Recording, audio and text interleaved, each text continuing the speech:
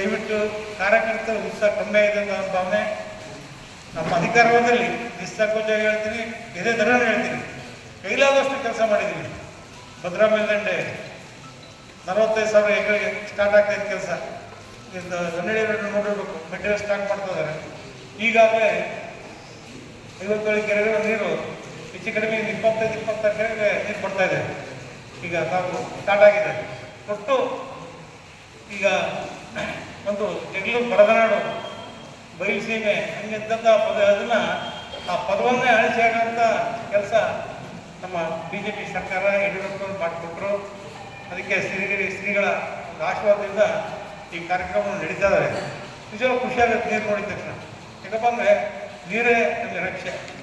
ನಮಗೆ ಅಂಥ ನೀರು ನಮ್ಮ ತಂದೆ ಮಾತ್ರ ನಡೆದರೆ ನಿಜವಾಗ್ಲೂ ಹೆಮ್ಮೆಯ ವಿಷಯ. ಯಾಕಪ್ಪ ಅಂದರೆ ಇಷ್ಟು ಅಭಿವೃದ್ಧಿ ಅಂತ ನಮ್ಮ ಜಗಳ ಸಾಗುತ್ತೆ ಅಂತ ನಮಗೆ ಕಲ್ಪನೆ ಇರಲಿಲ್ಲ. ಅದಕ್ಕೆಲ್ಲ ಕೊಡುಗೆ ಶ್ರೀಗಳಂತ ಮತ್ತು ಯಡಿಯೂರಪ್ಪನವ್ರ ಕೊಡುಗೆ ಮತ್ತು ನಿಮ್ಮೆಲ್ಲರ ಸಹಕಾರದಿಂದ ಈ ಕೆಲಸಗಳು ಮಾಡಿದ್ದೀವಿ.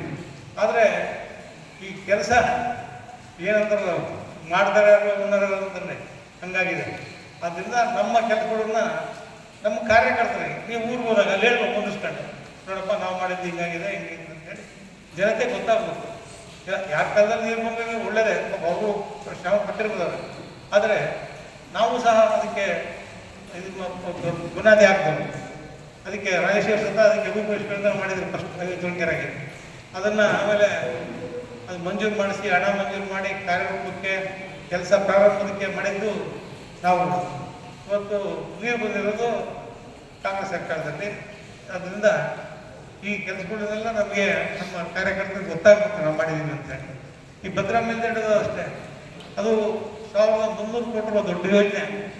ಈ 2 ಯೋಜನೆಗಳು ಬಂದರೆ ನಿಜವಾಗ್ಲೂ ನಮ್ಮ ಜಗಳೂರು ವಿಧಾನಸಭಾ ಕ್ಷೇತ್ರನೇ ಒಂಥರ ಹಸಿರು ನಾಡು ಅಂದರೆ ಖಂಡಿತ ಸಂಶಯ ಇಲ್ಲ. ಆದ್ದರಿಂದ ಈ ಕಾರ್ಯಕ್ರಮಗಳನ್ನೆಲ್ಲ ಕೊಟ್ಟವು BJP ಪಕ್ಷ ಸದೃಢವಾಗ ಬಂದರೆ ಅತಿ ಹೆಚ್ಚು ಸದಸ್ಯರನ್ನು ಮಾಡಿಸ್ಬೇಕು. ಯಾಕಪ್ಪ ಅತಿ ಹೆಚ್ಚು ಸದಸ್ಯರಾದರೆ ನಮ್ಮ ಪಕ್ಷಕ್ಕೊಂದು ಬೆಲೆ ಬರುತ್ತೆ, ಗೌರವ ಬರುತ್ತೆ. ನಮಗೂ ಮುಂದೆ ಇದು ಕೊನೆಯಲ್ಲ, ಇದು ಚಕ್ರ ತಿರುಗ್ತಾನೆ ಇರುತ್ತೆ. ಇವತ್ತು ಮೇಲಿದ್ದಾರೆ ಕೆಳಗೆ ಹೋಗ್ತಾರೆ, ಕೆಳಗಿದ್ದಾರೆ ಮೇಲೆ ಬರ್ತಾರೆ, ಮತ್ತೆ ಬರುತ್ತೆ ಅವಕಾಶ. BJP ಆಲ್ಟರ್ನೇಟ್ ಪಕ್ಷ ಇನ್ಯಾವುದೂ ಇಲ್ಲ. ಇವತ್ತು ಕಾಂಗ್ರೆಸ್ ಪಕ್ಷ ಅಧೋಗತಿ ಗೊತ್ತಿದೆ. ಮಾನ್ಯ ಸ್ವತಃ ಮುಖ್ಯಮಂತ್ರಿಗಳೇ ಭ್ರಷ್ಟಾಚಾರ ಸಿಕ್ಕಿದ್ದಾರೆ. ಆದ್ದರಿಂದ ಅಲ್ಲಿ ಎಲ್ಲವೂ ಒಂದಲ್ಲ ಎಲ್ಲ. ನಾನು ವಾಲ್ಮೀಕಿ ನಿಗಮದ ಅಧ್ಯಕ್ಷನಾಗಿ ಕೆಲಸ ಮಾಡಿದ್ದೀನಿ. ಒಂದು ಕಳಂಕರಹಿತವಾಗಿ ₹1 ಇದಾದ್ಮೇಲೆ ನಾನು ಕೆಲಸ ಮಾಡಿದ್ದೀನಿ. ಇವತ್ತು ವಾಲ್ಮೀಕಿ ನಿಗಮದಲ್ಲಿ ನಡೆದಂಥ ಭ್ರಷ್ಟಾಚಾರ ಎಷ್ಟು 1,000 ಕೋಟಿ ಆಗಿದೆ ಅಂತ ಗೊತ್ತಿಲ್ಲ ಸರಿಯಾಗಿ.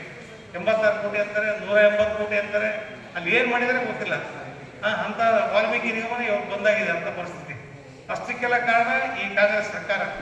ಆದ್ದರಿಂದ ನಾವು ನಮ್ಮ ಸದಸ್ಯತ್ವ ಅಭಿಯಾನ ಬಿಗಿ ಮಾಡಿ ನಮ್ಮ ಕಾರ್ಯಕರ್ತರು ಜಾಸ್ತಿ ಮಾಡಿದರೆ ಮುಂಬರ್ತಕ್ಕಂಥ ಜಿಲ್ಲಾ ಪಂಚಾಯತ್ ತಾಲೂಕು ಪಂಚಾಯತ್ ಎಲೆಕ್ಷನಲ್ಲಿ ನಿಸ್ಸಂಕೋಚವಾಗಿ ನಾವು ಇಲ್ಲಿ ಜಯ ಪಡಿತೀವಿ, ಮೆಜಾರಿಟಿ ಪಡಿತೀವಿ. ಆದ್ದರಿಂದ ನಮ್ಮ ಕಾರ್ಯಕರ್ತರಿಗೆ ಹುರಿದುಂಬಿಸಿ ಸದಸ್ಯತ್ವ